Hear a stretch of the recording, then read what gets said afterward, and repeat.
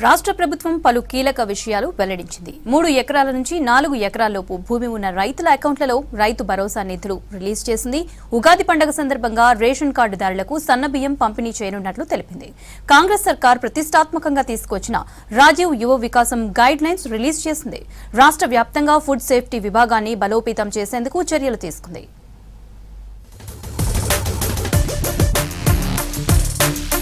ఉగాది పండుగ సందర్భంగా ఈ నెల 30న రేషన్ పై సన్నబియ్యం పంపిణీ కార్యక్రమాన్ని ప్రారంభించనున్నారు సీఎం రేవంత్ రెడ్డి.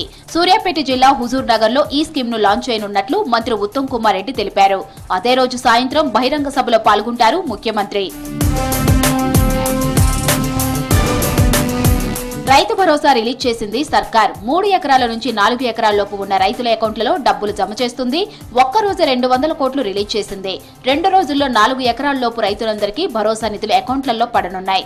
ఆ తర్వాత 4 నుంచి 5 ఎకరాల్లోపు వారికి భరోసా నిధులు రిలీజ్ చేయనుంది ప్రభుత్వం. ఇప్పటి వరకు 54,74,000 మంది రైతులకు 4,666 కోట్ల 57 లక్షల ఫండ్స్ ను విడుదల చేసింది రాష్ట్ర సర్కార్.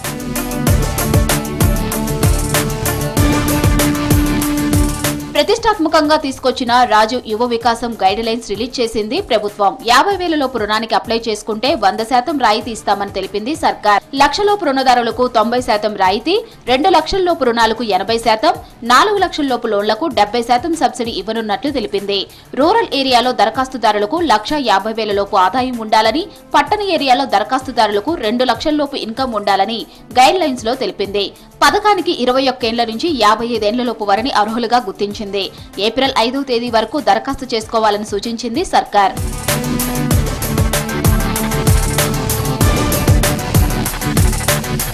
భద్రాచలంలో ట్రైబల్ మ్యూజియంతో గిరిజనుల గొప్ప సంస్కృతిని ప్రపంచానికి చూపొచ్చని తెలిపారు మంత్రి పొంగిలేటి శ్రీనివాసరెడ్డి.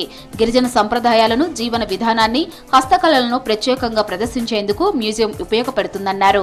హైదరాబాద్ అసెంబ్లీ ఆవరణలో భద్రాచలం ట్రైబల్ మ్యూజియం బ్రోచర్ ఆవిష్కరించారు మంత్రులు పొంగిలేటి శ్రీనివాసరెడ్డి, సీతక్క.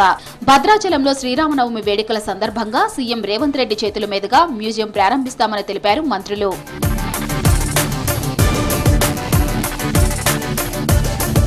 రాష్ట్ర వ్యాప్తంగా ఫుడ్ తయారీదారులు, రెస్టారెంట్లు, హోటళ్ల నిర్వాహకులు నాణ్యమైన ఆహారాన్ని అందించేలా ఫుడ్ సేఫ్టీ విభాగాన్ని బలోపేతం చేయాలని ఫుడ్ సేఫ్టీ అధికారులను ఆదేశించారు రాష్ట్ర ప్రభుత్వ కార్యదర్శి డాక్టర్ క్రిస్టినా. రాష్ట్ర వైద్య ఆరోగ్య శాఖ మంత్రి దామోదర్ రాజనరసింహ ఆదేశాలతో సెక్రటరియట్ లో ఉన్నత స్థాయి సమీక్ష చేశారు డాక్టర్ క్రిస్టినా. ఫుడ్ సేఫ్టీలో భాగంగా ఫుడ్ తయారీదారులందరూ FSSAI లైసెన్సులను విధిగా కలిగి ఉండేలా అధికారులు అవగాహన కల్పించాలన్నారు. ఫుడ్ సేఫ్టీ విభాగంలో అదనపు సిబ్బందిని పూర్తి స్థాయిలో త్వరలోనే నియమిస్తామన్నారు.